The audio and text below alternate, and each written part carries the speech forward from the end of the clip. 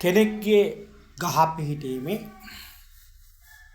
එයාගේ බලවත් ගහය ක්‍රියාකාරී ගහය වේගවත්ම ගහය කුජ වෙලා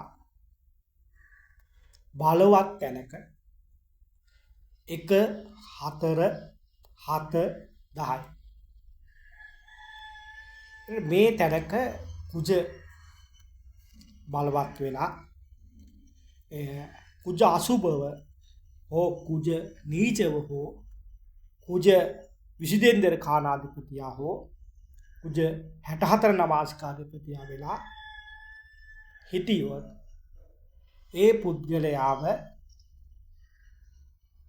මහාන කරන්න හොඳ නැහැ. ඒ පුද්ගලයාව ආගමික කියන්නේ අපි දැන් කියන්නේ යාව භක්මචාරී ජීවිතයක යටින්න අපහසුයි. ඉස්සර කාලේ කෙනෙක්ව මහාන කරනකොට වේලපත් කඩේ කියන එක බැලුවා. ඒ කියන්නේ හඳහන පරීක්ෂා කරුවා.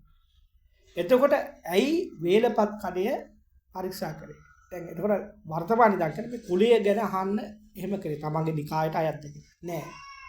ඉස්සර පන්සල් වල ලොකු හාමුදුරුවෝ බහුතරයක් මේ ජ්‍යොතිෂය ගැන විශාල දැනුමක් තිබ්බා. ඒකට ඒවා මහා ලොකුට ඒගොල්ලෝ ප්‍රසිද්ධ කරේ නෑ.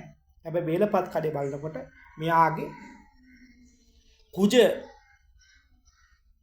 බලවත් ගහයද වේගවත් ගහයද ක්‍රියාකාරී ගහයද අසුභවද නීචවද විසිදෙන්දර කානාධිපතියාද 64 නවාංශිකාධිපතියාද කියලා පරීක්ෂාවක් කරනවා.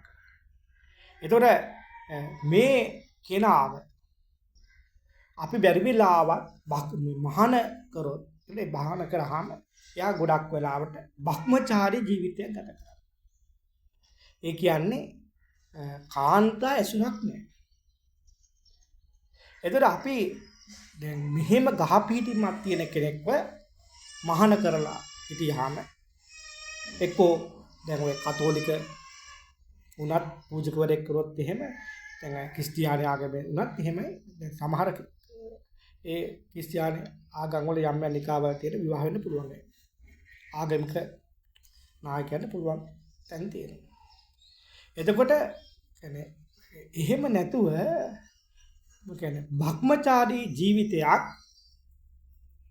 ගත කරන පුද්ගලයෙකුට කුජ කියන ගහය බලවත් වෙලා ඉන්නවා නම් විසිදෙන්දර කානාධිපතිය 64 නවාංශිකාධිපතිය වෙලා ඉන්නවා නම්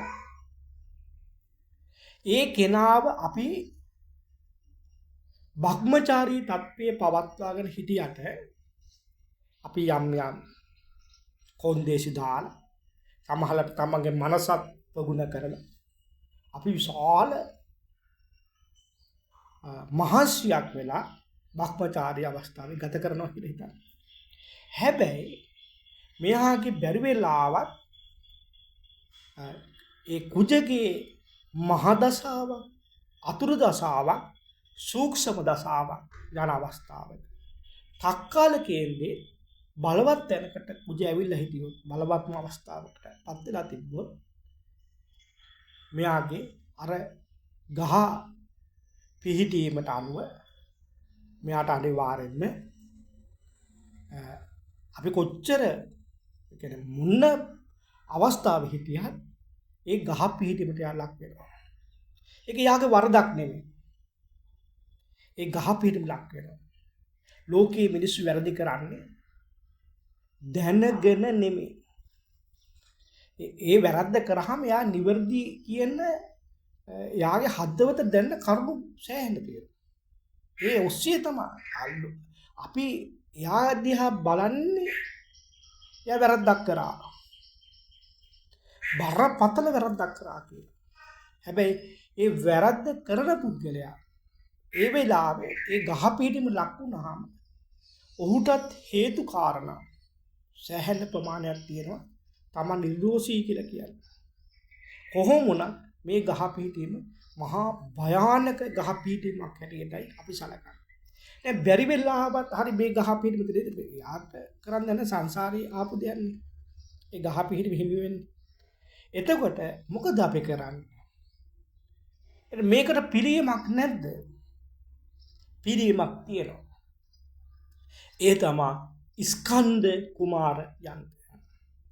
කුජ බරපතල අසුබ තත්වයක ඉන්නවා නම් ස්කන්ධ කුමාර යන්ත්‍රය වාර ගණන 4448යි.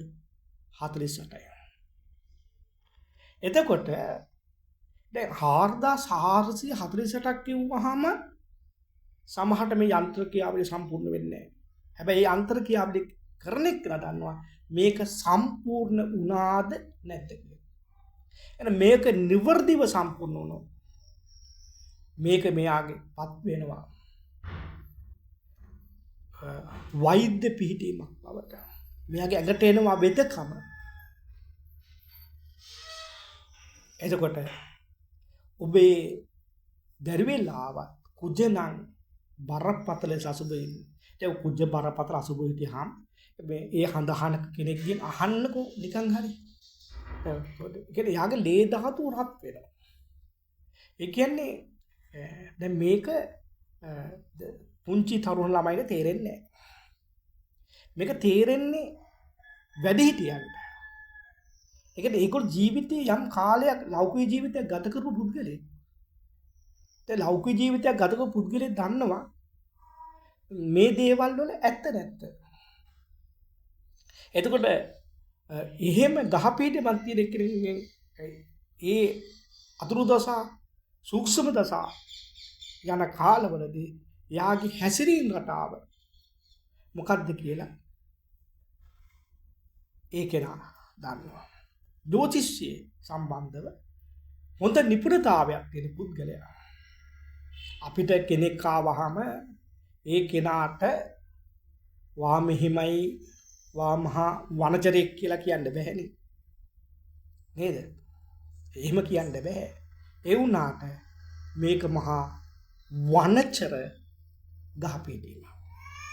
ඉතින් ඒ නිසා මේකට ස්කන්ධ කුමාරයන්ට කරන්නේ. පුංචි ළමයෙකුට මේ ගහපීඩීම තියෙනවනේ.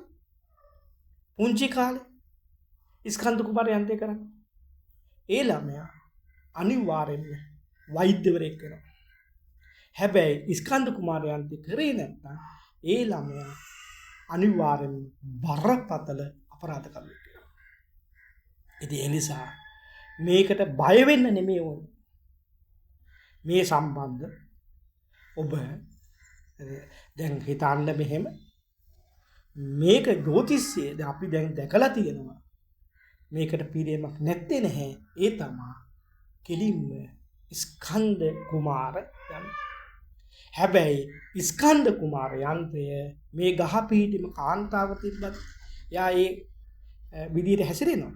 හැබැයි ස්කන්ධ කුමාර යන්ත්‍රය ජ්‍යොතිෂ ආධාරණ දෙවියන් ගැන අධ්‍යයනය කරන දෙවියන් ගැන ගවේෂණාත්මක හදාරණය දන්නවා. ස්කන්ධ කුමාර යන්ත්‍රය කාන්තාවක කරට දාන්න බැහැ. එතකොට ඒ යන්ත්‍රය ජීවම් කරලා ඒ කාන්තාවට අපි කියන ළඟ තියා ගන්න. දැන් එතකොට මේ හිතන්න මෙහෙම දැන් කවුරු හරි කෙනෙක් හරි දැන් ඉඳන් කියනවා හරි මම මේ සඳහා